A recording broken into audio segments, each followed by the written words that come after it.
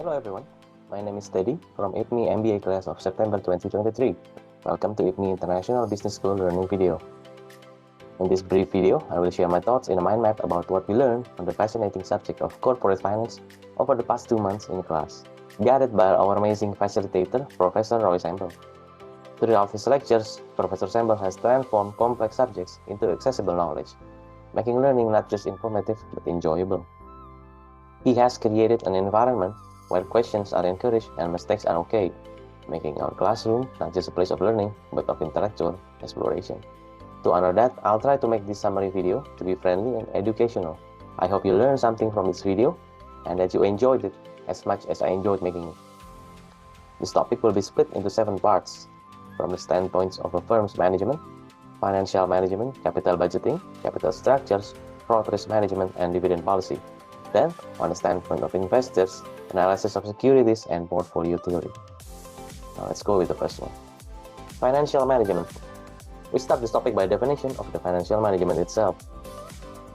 Financial management is the optimal orchestration of internal and external financial resources towards significant and sustainable value creation. In short, it means utilizing your company's financial asset and possibly someone else's to create new, big enough value out of it, not just converting or leaving it dormant, and not only to grow it once, but keep growing as much and as long as possible. But what does financial management actually manage? There are 7 things, and those are the capital structures, the working capital, the asset structures, this revenue, cost, cash flow, growth, and finally, risk. In financial management, all of these are actually managing numbers, and all of them are important. But the thing is, the story behind the numbers and the people behind the story is also equally, if not more important. People are the one who runs the company, and with that said, there exists a problem that happens in every large company. This is known as the principal agent problem.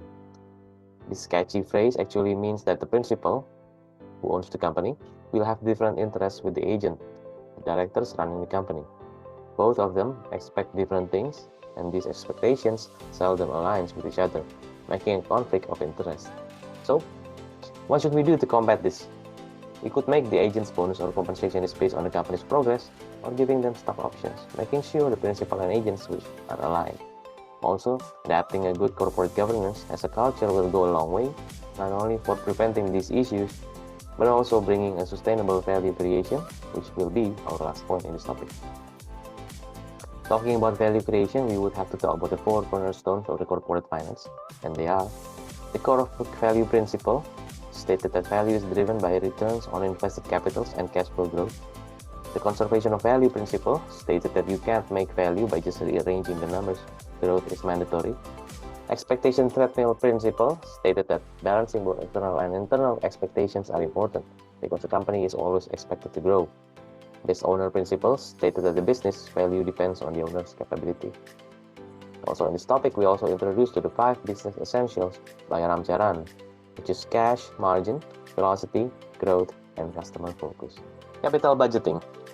Before diving more into capital budgeting, we need to talk about time value of money. The basic concept is money now is worth more than later. The reason behind this is because if we have 1 million today, we can invest that money somewhere, so later it will grow and give us additional return in the future. The example of time value of money are your time deposits, your mortgage and car loan, your investment in stock, or maybe your unit-linked life insurance. Discussing time value of money, we need to talk about present value and future value. This concept will be important for us to help us understand capital budgeting. Present value is the current worth of a future sum of money or stream of income given a specified rate of return we call discount rate. We assume the money will worth less in the future, so present value underestimates that amount in the future to compare it with how it would worth today. For example, you can buy 4 bottles of soda with 50,000 rupiah today, but in 5 years, that same 50,000 could probably only get you 2 bottles. So we conclude that 50,000 promised in 5 years will only worth half of that today. The future value is the other way around, and it's simpler because we often use this quite a bit. It is the value of current monetary asset at specified date in the future, based on an assumed rate of growth. So if we invest 50,000 today and it grows to 100,000 in the next 5 years, the future value of that 50,000 is 100K. Then, what is capital budgeting? Capital budgeting is the process of evaluating and selecting long-term investments that are in line with the goal of maximizing shareholder value. It's basically just selecting projects we need to invest to make sure we get the best possible gain. Capital budgeting always starts with decision making. We need to estimate expected future cash flows, evaluate the project based on capital budgeting method, and decide whether or which project is good or bad. To do that, we need to talk about the cash flow, which defines how many cash goes in and out. There are 3 types of cash flows.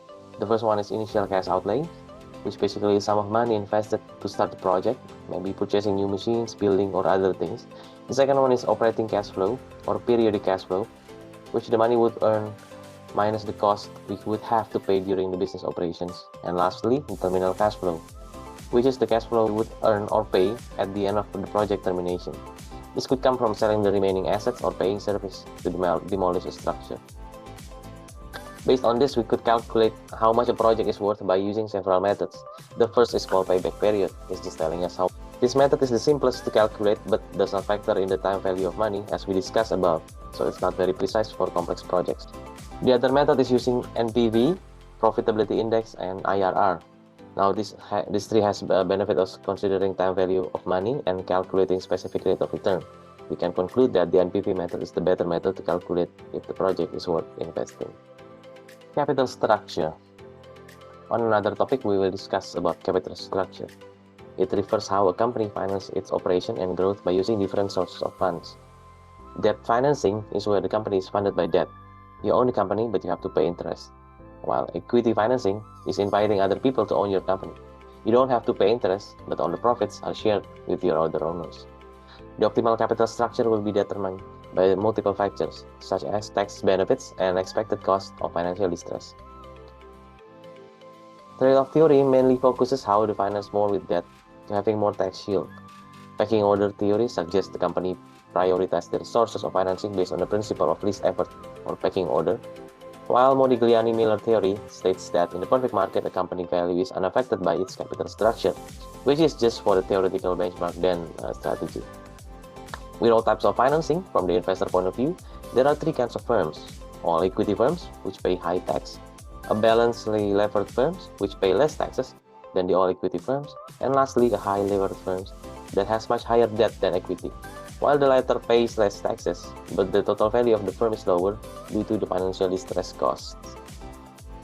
We are also discussing about financial distress under corporate restructuring. There are several outcomes for companies that experience this. Those are private workout, private liquidation, or file for legal bankruptcy. To overcome this, a company must do these steps to survive and transform their business. They have to stop the bleeding, they have to restructure their finance, they pivot temporarily, they do a strategic realigning, redefining their core business, or maybe look for new ways of doing business. Fraud risk management. Business generates money, and with money comes people who want to take it illegally. These are categorized as occupational frauds and abuse. These are 3 types of frauds: corruption, asset misappropriations, and fraudulent statement. Corruption could come in form of bribery, illegal gratuities, or extortion. Asset misappropriation usually employs stealing money or inventories or assets.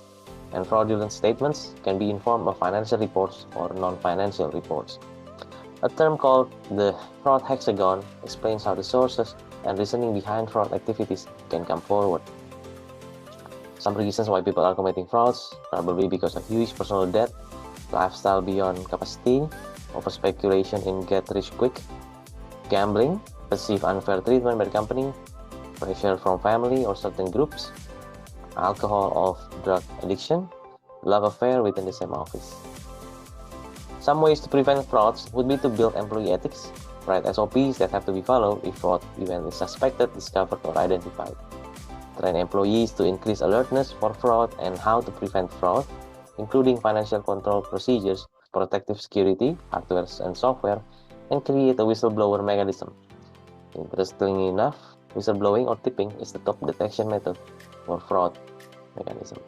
Other way to prevent fraud is to identify what motivates people. People are driven by motivation and incentives. This chapter also covers about 4 types of incentives that people are drawn into: physical, monetary, social, and moral. Physical incentives are usually all about tangible physical reward or benefits that can lead to improvement of one's qualities of life. Monetary is quite straightforward. It's about money, better pay, performance bonus, or maybe stock options. Social incentives are related to the social aspect of work, like recognition, camaraderie, and sense of belonging. Examples include Employee of the Month awards, team building activities, or even just a shout-out in team meeting. Last one, the moral incentives appeal to a person's sense of ethics or doing the right thing. This could be the satisfaction from working on a project that has a positive impact on society or aligning with the company's ethical standard.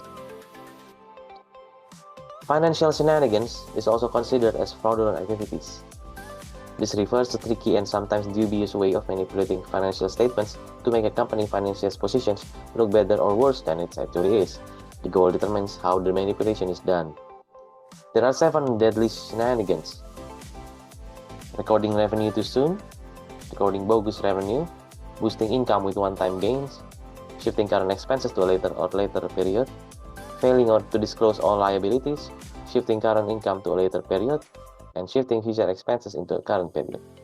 Some of the reason why the companies are doing this is because it's greed, boost performance-related bonus to prevent negative outcomes, or to help company obtain financing because it's easy and probably you are unlikely to get caught. Also, the part of the course also explains how to detect financial shenanigans. As you can see on the list, there are 10 types how we can detect financial shenanigans. Dividend policy. Dividend is a reward that a company is given to its shareholders, typically from its profits. It's a way for companies to share the wealth they generated with the people who invested in them. Earning from a company can come from 2 sources: stock return or dividend, or both. While dividend might seem very positive, there is a dividend dilemma, whether a company better investing their profit back to capital investment or paying them to shareholders.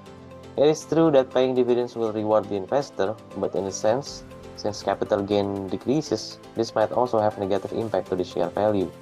In the end, dividend policy is mainly an informed decision of how much the firm's earnings should be distributed to shareholders as dividends and how much should be retained.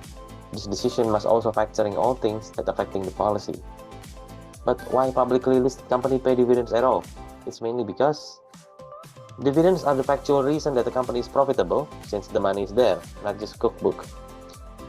Sometimes dividend has a better tax rate than earning from stock returns, and also to prevent too much free cash flow that could possibly make the management fall into a comfort zone. Analysis of securities. From the standpoint of external investors who trade the shares of a firm, we are learning how analyzing our investment strategy would benefit us as an investor. There are 2 types of investment strategy: going passive, following the market, or active, doing analysis and inform investors. We'll mainly talk about active investing. Investing actively means doing analysis from all fronts: technical, market, and fundamental, to judge whether an investment is sound or too risky.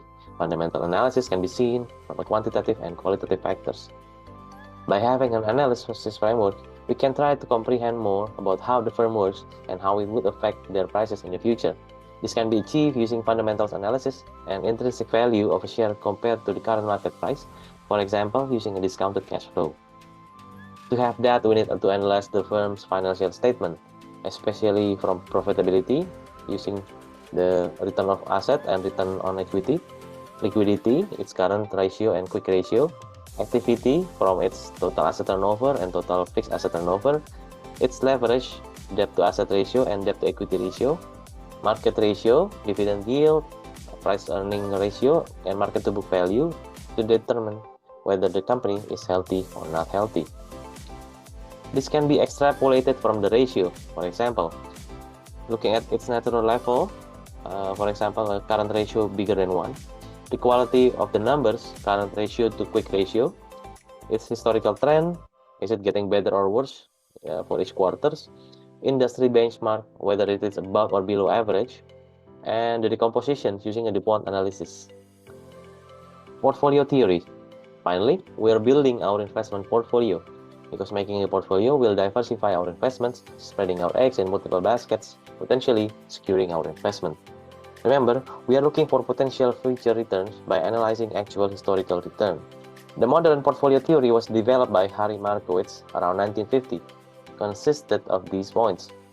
The first one is diversification. The core idea is about not putting all your eggs in one basket. In finance terms, it means spreading your investments across different assets to reduce risk. Second is the risk and return trade-off. Both of risk and return are like two sides of the same coin. Higher risk can lead to higher potential returns, but also higher potential losses. MBT aims to optimize this balance. It's about finding the sweet spot when you get the best possible return for a given level of risk. Efficient frontier, this is the key concept of the theory, splitting risk into systematic, unsystematic, and total risk. The end goal of efficient frontier is the portfolio that offers the highest expected return for each level of risk. Asset correlation, this point focuses on identifying investments correlation. Diversification works best when assets are not perfectly positively correlated. The last one is portfolio construction. The goal is to create a portfolio that sits on the efficient frontier. This is achieved by calculating unexpected returns, variance and covariance for each asset, and looking the best combination. This theory, however, has some limitation, including the reliance on the market are always efficient and based on historical data that might not predict future movements. Capital asset pricing model is another fundamental concept in finance closely related to portfolio theory. It is used to determine the fair value of an investment, like stocks, based on its risk and the time value of money. It helps in estimating the exact expected return of an investment and play a key role in pricing risk securities. The formula of expected return is risk-free rate plus beta times its market return minus the risk-free rate. Capital asset pricing model assumes that investors hold diversified portfolios, markets are efficient, investors can borrow and lend at the risk-free rate, and they are rational, risk-averse, and looking to maximize their returns, which in reality, not always true, so this also has its limitation.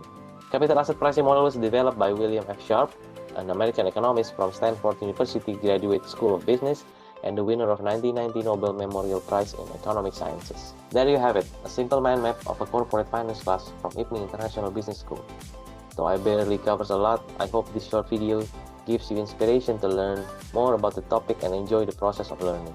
Thank you for watching and stay curious. Cheers.